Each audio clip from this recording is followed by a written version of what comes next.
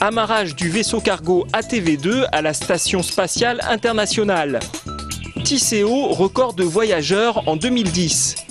Portrait d'un Toulousain récompensé aux victoires de la musique classique. Mission réussie pour la TV2, véhicule de ravitaillement lancé depuis 8 jours. Il est en contact avec la Station spatiale internationale. 16h49, cet après-midi, l'amarrage est réussi. La TV2, véhicule de ravitaillement, est entrée en contact avec la Station spatiale internationale. Mission réussie donc pour le vaisseau lancé depuis 8 jours, qui va pouvoir jouer pleinement son rôle. Dès demain, l'équipage va être autorisé à rentrer dans la TV. On va au passage vérifier aussi que les propulseurs de la TV fonctionnent correctement, de façon à ce que dans les jours, semaines qui suivent, il peut mener à bien sa mission, qui va être essentiellement rehausser l'altitude de la station et puis permettre à l'équipage de le vider de son fret qu'il a à l'intérieur avec la nourriture, des expériences embarquées. En début d'après-midi, les opérateurs de l'équipe véhicule du poste de contrôle étaient extrêmement concentrés. La phase d'approche aura duré 4 heures.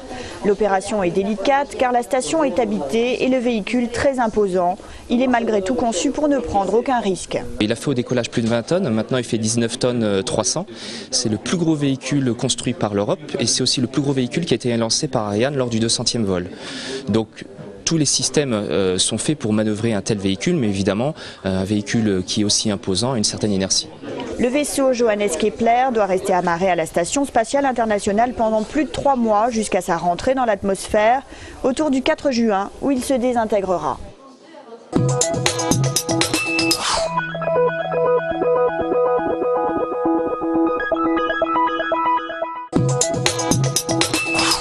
Les usagers de Vélo Toulouse ont gagné contre le groupe Deco. Le juge de proximité, lors d'une audience civile, a donné raison à 6 plaignants qui s'étaient vus retirer 150 €, le montant de la caution quand la bicyclette n'est pas revenue à une borne. Faux, avait clamé les cyclistes, c'est le matériel qui est défectueux. Nous avons tous bien effectué la procédure. Le 9 décembre dernier, ils avaient porté plainte pour demander le remboursement des 150 € et aujourd'hui, ils ont gagné au tribunal de grande instance. Tisséo SMTC a annoncé cet après-midi un record d'affluence enregistré en 2010, près de 100 millions de voyageurs, soit plus de 7% par rapport à 2009 en bus, métro et tramway. Selon Tisséo, les abonnements à 10 € mensuels du tarif jeune ont augmenté de 80%. Très fréquentée également la ligne de bus 63 qui dessert Airbus.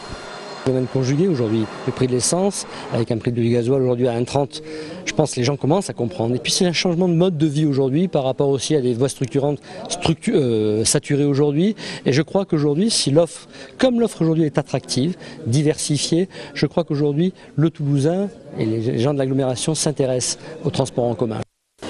Côté métro, la ligne B aurait enregistré 8% de validation supplémentaire en 2010 et une hausse de 6% également pour la ligne A.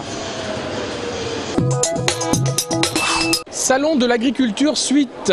Au sein de l'INRA, nous trouvons des chercheurs toulousains, dont un spécialiste des nématodes. Ces parasites qui se trouvent au sein des intestins des ruminants, provoquant pour les éleveurs des pertes économiques considérables et qui résistent aux médicaments chimiques. Notre spécialiste cherche des alternatives naturelles à base de tanins. Notamment une plante qui s'appelle le sainfoin. Et on essaye de mesurer l'efficacité et également d'essayer de comprendre quels sont les composés et comment ces composés biochimiques qui sont présents dans la plante peuvent affecter ces vers à différentes étapes de leur cycle parasitaire en fait. Donc en fait, l'idée d'utiliser ces plantes n'est pas de remplacer complètement les molécules chimiques, mais de faire que les éleveurs ont moins à les utiliser. Une molécule chimique est efficace pendant 10 ans après le parasite mute, alors que le traitement par la plante en complément, c'est du long terme. Pour 9 Français sur 10, l'espace vert est un élément important de la vie quotidienne.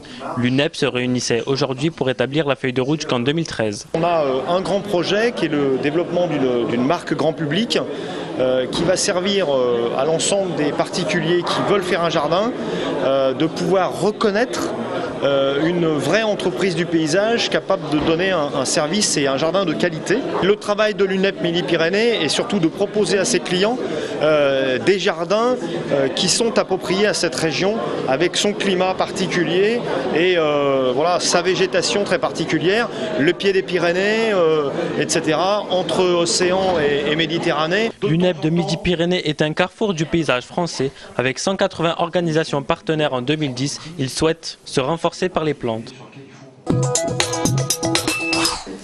L'antenne toulousaine de l'association Itinéraire International fête ses 10 ans. Cet organisme aide les jeunes de 18 à 30 ans, souvent peu qualifiés, à trouver un chantier international ou un service volontaire à l'étranger. J'étais avec 25 jeunes de toute l'Europe.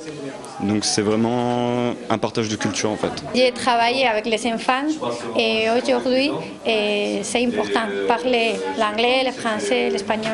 C'est un peu l'esprit auberge espagnol, mais c'est vrai qu'il y a quand même un projet, donc c'est quand même cadré tout ça. Et à tout moment, voilà, si on a un souci, on a toujours un tuteur avec nous. Le but est de valoriser cette expérience internationale dans le parcours d'insertion professionnelle. Financièrement, le séjour ne coûte rien et ne rapporte rien aux jeunes. Tout dispositif, stage, volontariat ou woofing est étudié. On part toujours du besoin du jeune et d'essayer de positionner, de trouver quelle peut être une réponse pour lui. Chaque année, une quarantaine de jeunes partent à l'étranger grâce à l'association, principalement en Espagne et dans les pays anglo-saxons. L'association organise des réunions d'information toutes les 3 semaines.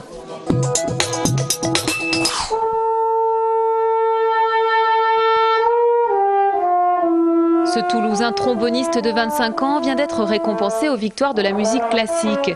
Un prix extrêmement convoité, d'autant plus qu'il distingue un instrument peu mis en avant ordinairement. Jusqu'à maintenant, toujours c'était des violonistes, des pianistes, des violoncellistes qui gagnaient ces victoires. Et cette année, donc un trombone, forcément, c'était assez original. C'était un peu exotique comme instrument cette année, mais voilà, ça a plu au public et c'est le principal. Ce fils de musicien a connu les conservatoires de Toulouse, Lyon puis Paris. Déjà récompensé plusieurs fois, c'est aujourd'hui une consécration lors de ce qui est considéré comme le concert classique le plus important de l'année. C'est une façon un petit peu de montrer en une soirée tout ce qui se passe dans le milieu musical français.